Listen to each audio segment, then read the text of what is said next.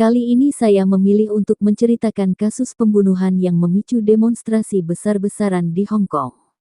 Cerita ini berawal dari laporan orang tua, yang mengaku anak gadisnya, Poon Hiu Wing berusia 20 tahun hilang, kepada polisi setempat di Hong Kong, pada bulan Maret tahun 2018.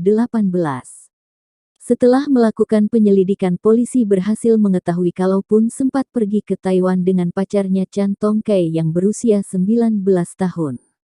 Menurut pengamatan kamera CCTV hotel, Poon terlihat masih hidup pada tanggal 17 Februari tahun 2018. Namun tidak terlihat lagi di kamera CCTV hotel saat Chan mengembalikan kunci hotel keesokan harinya. Kemudian polisi menginterogasi Chan. Chan mengelak kepada polisi. Dia berkata tidak tahu menau akan keberadaan Poon. Hingga kemudian di bulan yang sama pula mayat Poon yang sudah membusuk ditemukan di tepi sungai Tamsui, Taipei, Taiwan. Polisi pun kemudian menangkap Chan pada tanggal 13 Maret tahun 2018. Akhirnya Chan mengaku di hadapan polisi kalau dia memang membunuh kekasihnya tersebut. Chan menceritakan kronologi kejadiannya kepada polisi. Insiden naas yang menimpa Poon ini berawal ketika Februari tahun 2018 dia dan kekasihnya Chan pergi liburan ke Taipei, Taiwan.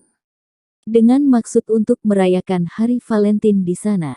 Sesampainya di Taiwan mereka berdua jalan-jalan mengunjungi tempat yang mereka ingin kunjungi layaknya orang pergi liburan pada umumnya.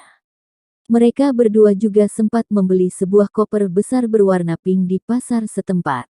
Kemudian pada tanggal 17 Februari, keduanya terlibat pertengkaran saat sedang berada di dalam kamar hotel.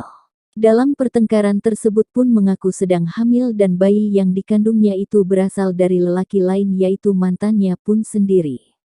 Mendengar hal tersebut Chan langsung murka dan menyerang Poon dengan cara mencekiknya hingga meninggal. Chan sempat panik tidak tahu harus berbuat apa, dia juga tidak menyangka kekasihnya itu akan meninggal seketika. Akhirnya Chan memutuskan memasukkan mayat Poon ke dalam koper pink yang mereka beli kemarin. Dan barang-barang milik Poon dia masukin ke 4 buah tas plastik. Keesokan paginya Chan membuang barang-barang milik Poon ke dalam tempat sampah di hotel. Kemudian pergi meninggalkan hotel dengan membawa koper pink yang berisi mayat Poon. Setelah itu Chan pergi ke sungai Dansui atau Tamsui di Taipei, Taiwan, dan membuang koper itu ke semak-semak yang ada di tepi sungai tersebut. Sebelum membuang mayat Poon, Chan sempat mengambil kartu ATM dan kartu kredit milik Poon. Setelah itu dia pulang ke Hong Kong seorang diri. Sesampainya di Hong Kong dia menggunakan uang rekening milik Poon untuk keperluannya sendiri. Chan akhirnya dijatuhi hukuman penjara 19 bulan oleh pengadilan Hong Kong. Namun dia dihukum atas kasus pencucian uang dan menggunakan kartu kredit milik orang lain. Bukan dihukum atas kasus pembunuhan.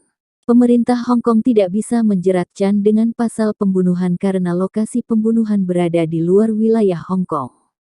Selain tidak bisa dijerat kasus pembunuhan karena kejadian berada di luar Hong Kong. Hong Kong juga tidak memiliki perjanjian ekstradisi dengan Taiwan. Perjanjian ekstradisi adalah perjanjian penyerahan tawanan dengan pemerintah Taiwan, maka dari itu Chan tidak bisa dikirim ke Taiwan untuk diadili. Hong Kong secara politis berstatus sebagai daerah otonomi milik Republik Rakyat China.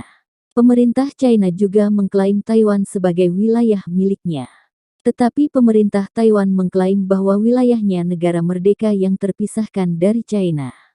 Oleh sebab itu kasus pembunuhan yang dilakukan oleh Chan tidak bisa diselesaikan dengan cepat. Karena kedua negara tersebut memiliki hukum yang berbeda. Upaya Hong Kong untuk membuat perjanjian ekstradisi baru juga terkendala. Karena Taiwan ingin diperlakukan sebagai negara berdaulat yang terpisah dari China.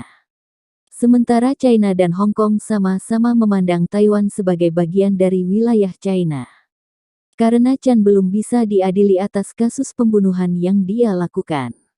Akhirnya pemerintah Hong Kong mengeluarkan rancangan undang-undang atau RUU baru. Pada bulan Maret tahun 2019. Isi dari RUU ini adalah pemerintah Hong Kong bisa mengekstradisi seseorang jika melakukan kasus kejahatan di daerah lain.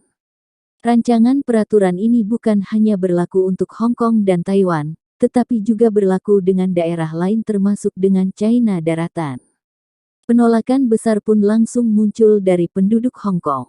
Ditolak karena jika RUU ini sampai disahkan, penduduk Hong Kong khawatir kalau pemerintah China nantinya bakal memanfaatkan peraturan ini untuk menangkap penduduk Hong Kong yang mengkritik pemerintah China. Mereka juga khawatir nanti sesudah pengesahan RUU ini pemerintah China bakal bertindak lebih jauh untuk membatasi otonomi milik Hong Kong secara bertahap. Aksi demonstrasi besar pun langsung timbul di jalanan Hong Kong sejak bulan April tahun 2019 sebagai wujud penolakan atas RUU tersebut. Semakin lama jumlah orang yang mengikuti demonstrasi ini semakin banyak. Pada tanggal 9 Juni tahun 2019 hampir 2 juta orang yang mengikuti aksi protes ini. Sehingga mengakibatkan bentrokan antar demonstran dan polisi pun semakin sering terjadi. Bahkan polisi mencoba membubarkan para demonstran secara paksa dengan menggunakan gas air mata, meriam air, dan bahkan peluru tajam. Namun demonstran tidak mau kalah. Mereka membalasnya dengan cara melempari polisi dengan bom molotov, batu, dan panah. Bahkan toko-toko yang dicurigai memiliki hubungan kerja dengan pemerintah China juga jadi sasaran vandalisme oleh para demonstran. Pada bulan September tahun 2019 pemerintah Hong Kong memutuskan untuk membatalkan RUU tersebut. Karena tidak ada tanda-tanda penurunan daripada demonstran.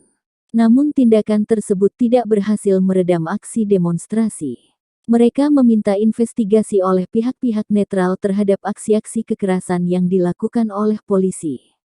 Konflik bukan hanya timbul antara demonstran dan polisi, tetapi juga antara demonstran anti-pemerintah dan demonstran pro-pemerintah. Bahkan pada bulan November terjadi aksi saling lempar batu antara dua kubu demonstran yang menewaskan satu warga lokal. Dan di bulan yang sama juga seorang pria dibakar hidup-hidup setelah terlibat pertengkaran dengan demonstran anti-pemerintah di stasiun kereta.